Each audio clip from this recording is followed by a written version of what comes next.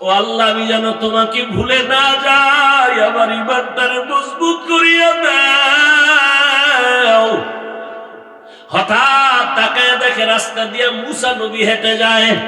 আসিয়া ডাক দিয়ে কয়, নবী মুসা, জানেননি আমি আসিয়ার কি হালাত? কয় জানি।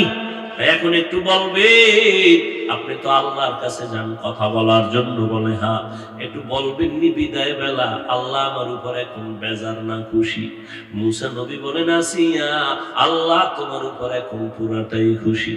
আসিয়া একটা চিৎকার দিয়া দুহাত উঁচু করে আসমানের দিকে তাকে একটা দোয়া করা শুরু করলো। ক্বালাত রাব্বি বিনিলি ইনদাকা বাইতান ফিল জান্নাহ। ও আল্লাহ, এই দুনিয়ার বড় ক্ষমতাওয়ালা টাকাওয়ালা এর ঘরে থাইকে আমি টাকা ফালাইয়া দিলাম, সম্মান ফালাইয়া তোমার মুহাব্বতে আমি পাগল। যে কারণে আজ আমার এত বড় খোদা বেঈমান ফেরাউনের ঘরে থেকেও আমার ঘুমের জায়গা দেয় নাই, খানাও দেয় না। বিদায় বেলা আমি চলে যাব, দুনিয়া আমার ঘর নাই, থাকার জায়গা নাই। ও আল্লাহ, তোমার কাছে বিদায় বেলা আমার আরজি হলো, জান্নাতে তোমার পাশে একটা ঘর আমার জন্য বানায় দিও।